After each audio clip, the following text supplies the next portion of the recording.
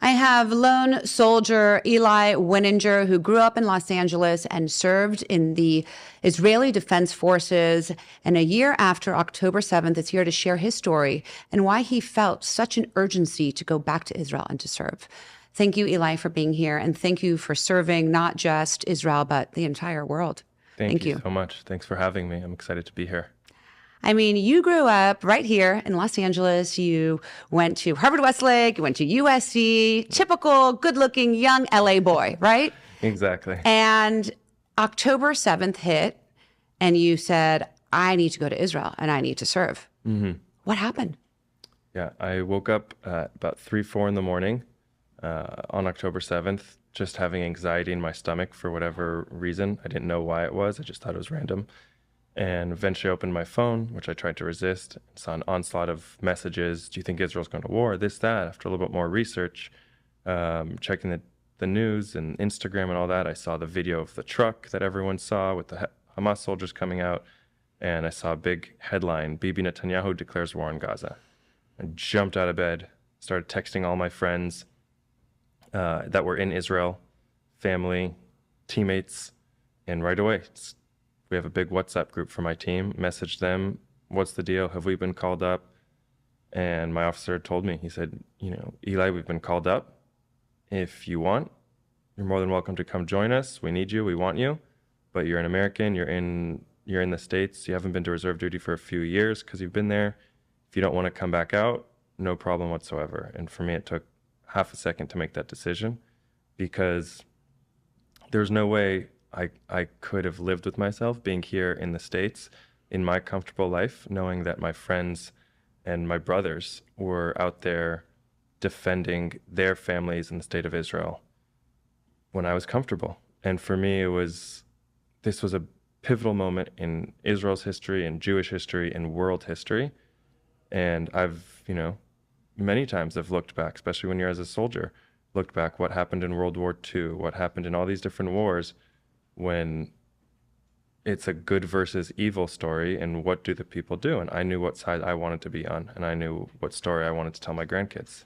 And it wasn't your first time. You served in the Israeli Defense Forces after college. You graduated USC and you went to serve for the first time. And now you were called back as a reservist. Yeah. What was different for you this time? I mean, you went to serve during a war. We see these terrible headlines. And for people who have not been to Israel and don't know who the Israeli Defense Forces are, can you explain a little bit about what you experienced? Sure.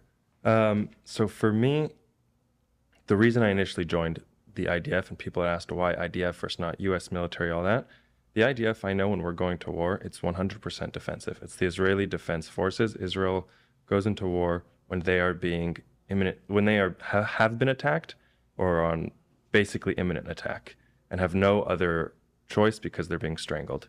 And that's something that I wanted to go and defend. And when we were out there, during my first 3 years as a normal soldier, it was a time of peace. So it was much calmer. There was still missions that we had to go on, whether it's the West Bank or along the north or the south, to defend Israel preemptively and make sure that it's safe, kind of be that extra cushion and barrier so that on October 7th never happens.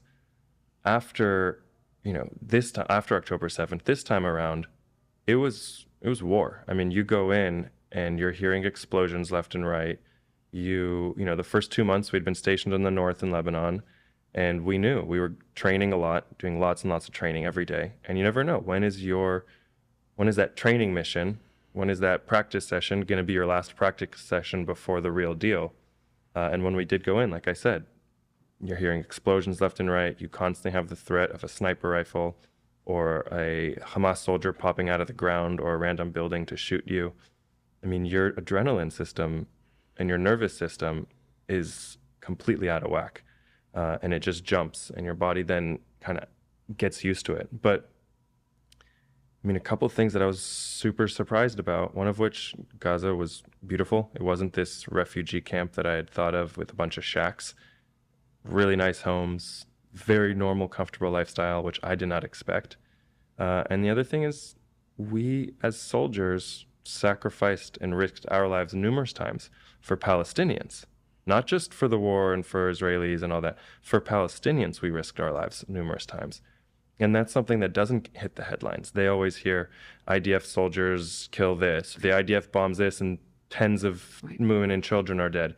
That's, that's not the standard case of what I experienced and what all of my closest friends who weren't just on my team, on other teams. And right, we talk about it afterwards once we're out of the war. What did you do? What did you do? Everyone has these stories of we had to risk our life different times for the Palestinians that are there and trapped by Hamas for whatever reason. Right. And Hamas is using their civilians as human shields, which everyone hears, and we see it. We saw tunnels in UNRWA buildings, the United Nations building. We were the first time we encountered terrorists was they were inside of a Red Crescent, so that's similar to the Red Cross or Magen David Adom. So a Red Crescent hospital is where they were taking shelter. We saw rockets stored inside a 12-year-old, maybe 10-year-old girl's little pink twin-sized bed with a bunch of dolls all around it, and you lift it up because we're searching the whole house, and there's rockets underneath. Probably 90% of homes had some sort of Hamas connection, whether it be uniforms, weapons, ammunition, tunnels, something. So they're there, and they're everywhere, and they've taken over the society, and it's sad. It's terrible. I mean, Eli, you went in with other young soldiers to really try and get rid of these terrorists, to make life better for the Palestinian people, to take away the fear from the Jewish people and the Jewish homeland. And then you see these headlines all over the U.S., all over the world about how Israel is committing genocide. What do you have to say to that? Because you are boots on the ground. You're seeing what's happening. What do you have to say to that? Yeah, I mean, it really comes down to, I know that if we were committing genocide, let's start with the fact that Israel would have gone and carpet bombed the entire place or dropped a nuke right away. If they really wanted to commit genocide, they had some sort of a pass probably to go on a much, much, much larger incursion. Second, they're giving warnings left and right. We're dropping dud bombs, which are non-explosive bombs. They should make a loud noise. We're dropping leaflets before that. We're calling phones, texting phones to evacuate the building. If Israel wanted to commit mass genocide, they wouldn't do that. They would just go and drop the bombs. They wouldn't have any care about that. So it's just very obvious and clear to me that there's absolutely no genocide going on. I was in there. Our orders on a daily basis were, remember who you are, remember that you're Jewish, keep your morals and values. If we saw, women, children, you're not firing upon them. These are things that aren't happening. Are there extreme circumstances that happen and then they hit the news? For sure. Nothing's perfect. It's a war zone, and if you feel under threat because there might be someone who's attacking you, then you do have the right to shoot. But that's that's when someone's going to attack you, not just, hey, look at this woman or child. Right. If you see any other incident, there's so many things we do to minimize these casualties. When I go in, even when we first go in, if there's still innocent civilians there, we're not allowed to expand our attack by any means. We have incredibly strict rules of engagement. There are numerous times when we'd see people walking around and we didn't do anything. I saw streams of civilians going back and going down into safe areas. We would have, if it was Nazi Germany, we would have had attacks to go and just machine gun the whole place. Absolutely. That's a genocide. What we're doing is not a genocide. The population in Gaza since 2007 or 2005 has only increased. I might be off with my dates there, but has only increased. So it's war. It's really sad. It's terrible what's happening, but it's war. I mean, go ahead. Yeah, no, that's it. I'm looking at you thinking to myself, oh my gosh, I have 4 daughters. If I had a son who left the comfort of his home in Los Angeles and went to go serve in the Israeli Defense Forces to try and help the world, to try and eradicate terrorism, because what happens, and starts with the Jews, we know, goes all over the world. And that's what you're doing. I mean, we should all be praising all of you young soldiers for going out and doing God's work, which is what you're doing. And at the end of the day, you're being demonized. And does that hurt you? Does that bother you? On a grand scale, it definitely saddens me. I think to the degree that everyone is sad about this happening. All Jews feel this sense of being under attack and at threat. But I'll get Instagram DMs, Facebook messages, things like that, calling me a child murderer, calling me all these things. That I just brush over my head. Half of them are probably bots that were created, some fake account. Other ones are just people who don't know any better and who are just ignorant. So those they don't even faze me. What saddens me is seeing the youth, seeing what's happening in the universities, seeing what's happening all over, and that is potentially the future. And that is what saddens me, and that's what really sparked myself from coming back here to go and speak around the country and around the world, for that matter, to share my story, share what's actually happening.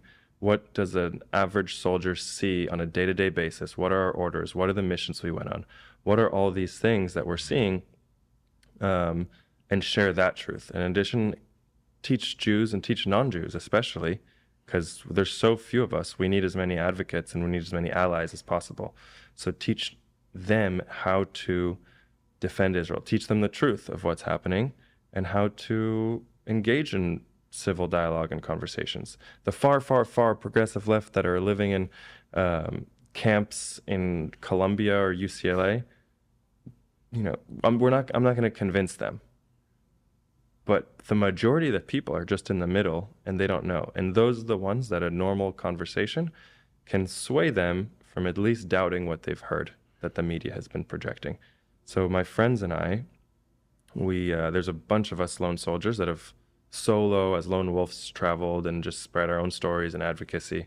So we created a nonprofit that goes and helps soldiers like ourselves travel, teach middle schools, high schools, universities, churches, synagogues if they need, what's actually happening on the ground. Because there's only so many people that have heard these stories, and it's easier if you live in LA or Miami or in New York, you probably have more exposure. But someone in Tennessee, someone in Austin, someone in Dallas, especially if they're not Jewish, they've probably never met a soldier in their life. And being able to reach those people is so crucial. So that's what we created, and we've been traveling the country trying to do that. That's exceptional and so needed. Eli, do me a favor, look into this camera. Tell all the parents out there how they can reach out to you, bring you to the schools, how they can donate, how they can support your work. Yeah, so my Instagram is at Eli Winning, like you're winning a race, ELIWINNING. Sorry, what else did you say? And if people want to have you come, or any of the lone soldiers come to their schools and speak, how do they go about doing that? Yeah, so just reach out to me on Instagram. That'd be the best way. Say you heard me on the podcast and you'd love to either bring me out to whatever school it may be. We can go wherever in the country we need. This is our passion. This is one of the most important things to us. So like I said, at Eli Winning, reach out to us. We'll coordinate a time, a place, and we'll be there because we want to reach the students. We want to reach anyone possible that wants to learn about what's happening, what's really happening. Thank you, Eli, for coming in, for sharing your story, a glimpse into the life of what it's like to be a lone soldier. I hope that you don't have to go back as the war might escalate with Lebanon. I pray that all the soldiers are safe. Amen. And I just thank you for all that you do. You really are a hero. Thank you. Thank you so much. Thank you, everybody, for watching. You saw it right here. Please support Eli's work. Follow him on Instagram. We need to help these soldiers as much as we can. We need to hear their voices, and we all have the power to do that. And we'll see you all next time right here on Moms Matter.